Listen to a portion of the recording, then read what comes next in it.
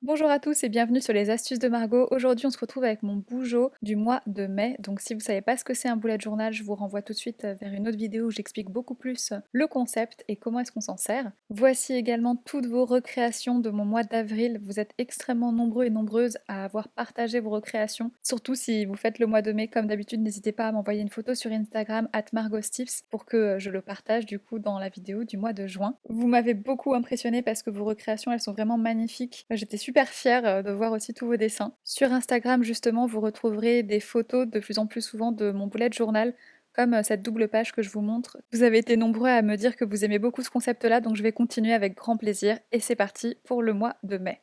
Je vous avais dit que vous alliez choisir la thématique du mois de mai, et c'est bien le cas. Vous avez voté en masse pour fleurs de cerisier. Donc avant toute chose, je vais d'abord vous montrer comment dessiner les fleurs de cerisier de face, de profil et en format bouton. La première étape, c'est de dessiner au crayon de papier 5 pétales, assez grossièrement, hein, puisque de toute façon on va les gommer. C'est juste pour avoir une idée de l'emplacement. Deuxième étape, on vient cette fois faire au stylo les pétales en forme de U et avec une espèce de crénelage au bout. Troisième étape, on rajoute un petit cercle. Quatrième et dernière étape, soit des mini pétales, soit des espèces de pistils. C'est un dessin qui a l'avantage d'être tellement simple et brouillon entre guillemets que vous pouvez pas vraiment le rater. De profil, ça se fait en 3 étapes. La première à nouveau, c'est de faire au crayon de papier 3 pétales et 2 en fait qui sont à l'arrière un petit peu cachés. Deuxième étape, on vient repasser donc au stylo avec le crénelage. Et dernière étape, alors je me suis rendu compte que j'avais oublié de faire les 2 pétales arrière. Dernière étape, on vient rajouter les espèces de mini pétales qui n'en sont pas, hein, c'est juste la forme de la fleur à l'arrière. Le bouton, c'est ce qu'il y a de plus simple, hein, ce sont juste 2 pétales, un principal et un caché à l'arrière, et ensuite on répète les étapes précédentes. Si vous voulez les mettre en couleur, je vous conseille de poser d'abord la couleur sur le papier et ensuite de venir mettre les détails au stylo. Parce que si vous faites l'inverse, vous risquez en fait de faire baver le stylo avec vos feutres. Ça m'est déjà arrivé et j'étais trop déçue parce que du coup c'était super moche. J'ai mis cette page en photo sur Instagram pour que vous puissiez la retrouver facilement, donc n'hésitez pas à aller voir. C'est parti pour la page du mois de mai. Comme vous pouvez le voir, j'ai déjà pas mal préparé au crayon pour pouvoir gagner du temps et puis aussi savoir exactement où je voulais placer les différents éléments.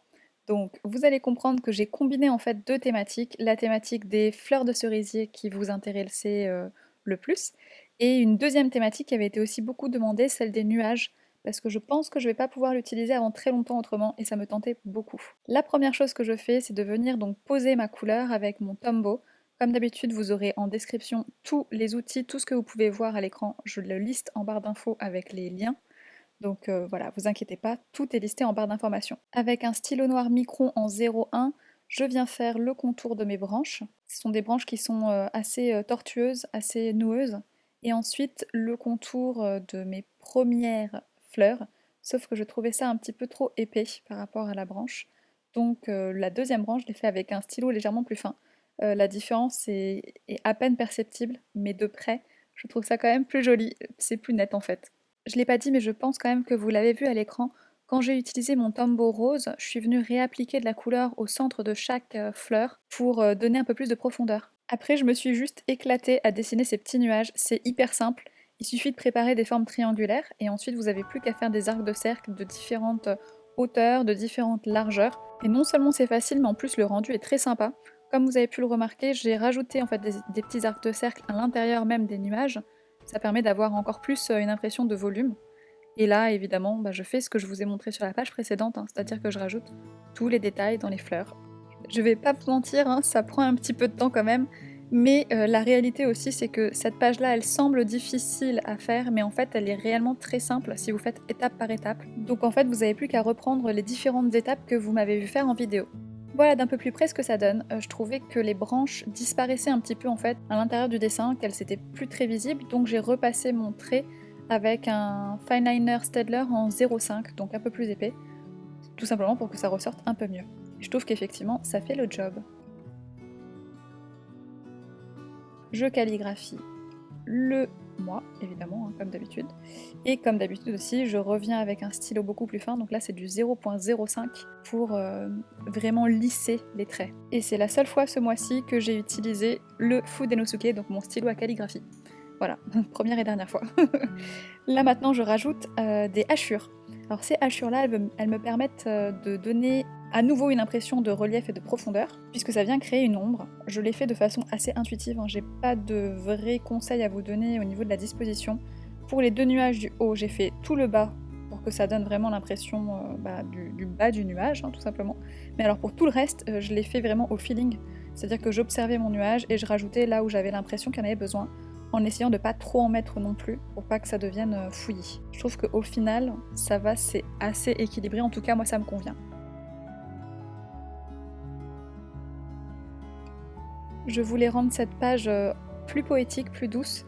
Du coup, j'ai rajouté un petit avion de papier en dessous. Si vous voulez, je vous ferai quelque chose étape par étape, mais en fait, c'est assez simple, c'est juste un jeu de triangle. Et j'ai, comme d'habitude, dessiné ma petite trajectoire, comme ça on a l'impression qu'il passe au-dessus puis en dessous de la branche. Et pour pas qu'il se sente tout seul, j'en ai fait un deuxième qui va dans une autre direction. Je trouvais ça assez sympatoche, voilà. Comme s'il allait survoler le nuage. Et pareil, je fais mon petit trajet qui donne vie à mon avion de papier. Vous pouvez vous arrêter là, mais moi je voulais pas que ma couleur principale ça soit le rose, donc du coup je suis venue mettre un petit peu un pendant au niveau des nuages et de l'avion, enfin des avions, avec du bleu. Donc c'est à nouveau un Tombow, et pareil je vous mettrai la référence en barre d'infos et le lien. Voilà le rendu pour ma couverture du mois de mai, et j'en suis très contente. Ça rend exactement comme je voulais, comme je m'étais imaginé, j'espère que ça vous plaît aussi. Ensuite, gros changement pour ma double page mensuelle. Cette fois déjà, je viens refaire un mini calendrier, vraiment juste pour récapituler et occuper de l'espace au centre, et vous allez comprendre pourquoi par la suite.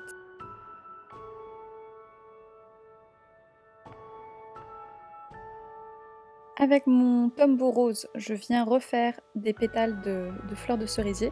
Et là, vous voyez bien, je viens juste de concentrer de la couleur au centre. Ensuite, on repasse avec le micron, et là, je fais un gros nuage que je fais exprès de faire déborder sur la page de droite pour vraiment lier les 2 pages ensemble.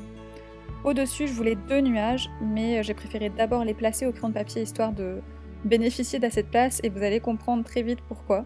Parce que cette page-là, c'est ma page en fait d'objectifs et de conclusion au niveau du mois. Donc le petit nuage en haut à gauche, ça va être mes objectifs personnels pour le mois. Le petit nuage en haut à droite, ce sont mes objectifs professionnels pour le mois. Et le dernier gros nuage me servira à noter mes conclusions, donc si j'ai bien avancé ou pas sur mes différents projets.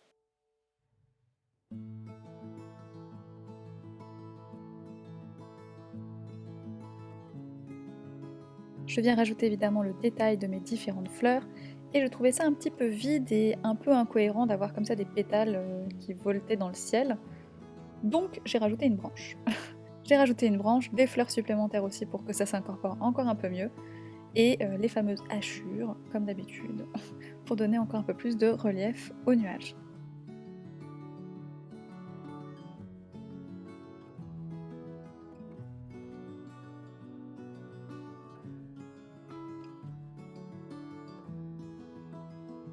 Ma page de droite, je viens commencer par créer un cadre qui, je trouve, a un aspect un petit peu asiatique. Enfin, moi j'aimais bien cette bordure, on dirait un peu comme des cannes de bambou.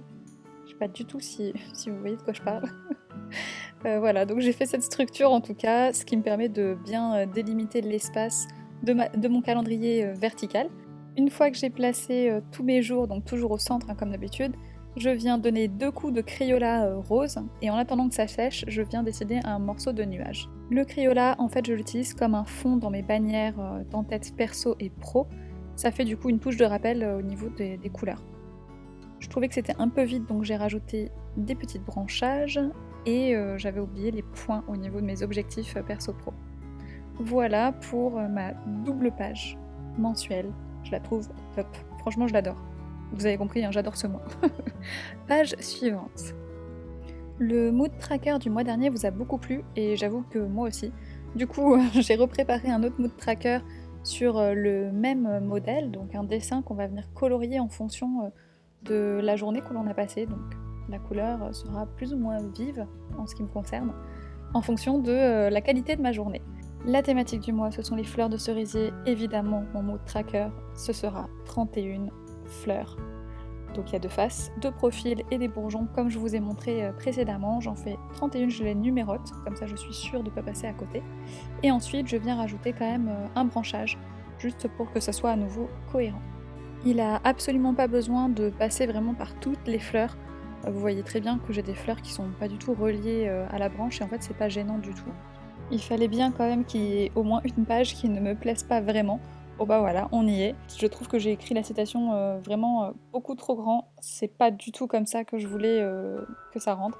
Mais bon, tant pis, je fais avec. Donc la citation du mois, c'est "Nous sommes ce que nous faisons sans cesse. L'excellence alors n'est pas un acte, mais une habitude." Et c'est Will Durand, j'ai eu du mal à le dire. Je la trouvais particulièrement adaptée quand même pour cette page de tracker d'habitude. Vous remarquez d'ailleurs probablement qu'il y a beaucoup moins d'habitude que les mois précédents. Je voulais laisser de la place pour la citation. Bon, au final, je verrai ce que je ferai le mois d'après. Pour ma première semaine du mois de mai, j'ai fait encore à nouveau pas mal de changements. Donc, la disposition n'est plus la même. J'ai retiré la zone objectif. Enfin, je l'ai retirée, je l'ai déplacée en fait, et j'ai voulu conserver au maximum le côté graphique des nuages, qui sont beaucoup plus rapides que ce qu'on peut croire à dessiner, et qui rendent très très bien. J'ai donc autant de nuages que de jours de la semaine. Certains sont dédoublés, mais c'est juste pour que ça soit un peu plus naturel, que ça soit plus joli. On a bien 6 jours, puisque le mois de mai commence un mardi. Je voulais vous donner un exemple d'objectif que je peux me remplir, parce que j'ai vu que vous étiez assez nombreux en fait à pas forcément comprendre comment je remplis cette zone-là. En fait, c'est juste je note mes objectifs de la semaine et ensuite je peux les répartir entre les différents jours. Petit quand même clin d'œil à la thématique du mois. Les pieds sur terre, la tête dans les nuages, voilà. Il en fallait bien un quand même, hein. On n'allait pas passer à côté de ça. Je refais un encadré pour faire un rappel par rapport à la page précédente, ou la page d'avant, je ne sais plus. Parce que j'en ai donc régulièrement au travers de mes pages là, de mon bougeot du mois de mai. Et pareil, à nouveau un petit rappel avec les avions. Toutes mes semaines du mois de mai ne seront pas identiques, donc c'est pas exclu que la semaine d'après ça soit uniquement de la fleur de cerisier. C'est tout à fait possible. Si jamais vous voulez voir mes prochaines semaines, dites-le moi, j'essaierai d'organiser ça sur Instagram ou YouTube. Pour finir, j'ai reçu une commande de washi tape récemment, et celui-là il collait parfaitement avec mon mois de mai. Ce sont des nuages, exactement dans les mêmes tons que mon rose et mon bleu de Tombow, donc il fallait absolument que je le cale quelque part.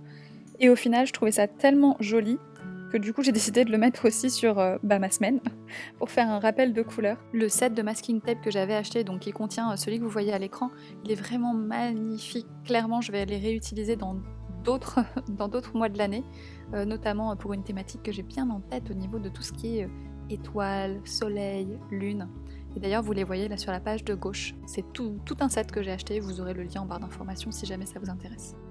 Et voilà le mois de mai dans son ensemble. Je suis vraiment contente parce que j'ai l'impression de bien m'être attachée aux 2 thématiques que je me suis imposées, donc la vôtre avec les fleurs de cerisier et puis celle qui était mon coup de cœur, celle des nuages. Vous l'avez peut-être remarqué, j'ai rajouté des couleurs de ci, de là, mais toujours le rose ou le bleu dont je vous parle depuis le début.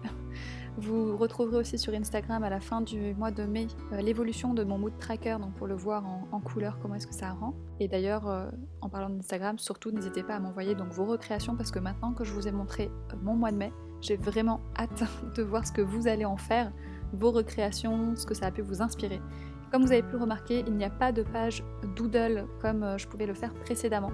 Je ne sais pas si vous souhaitez que je continue à faire ce genre de page là ou pas. Si ça vous intéresse, je peux peut-être vous préparer une vidéo avec 50 doodles pas à pas par exemple, ou alors vous faire tout simplement les pages prises en photo pas à pas comme j'ai pu vous montrer au début de la vidéo. J'espère que cette vidéo vous a plu. Si tu veux voir la suite, abonne-toi, active la cloche, laisse un pouce bleu, et moi je vous dis à bientôt dans une prochaine vidéo. Mais surtout, bon bullet journal!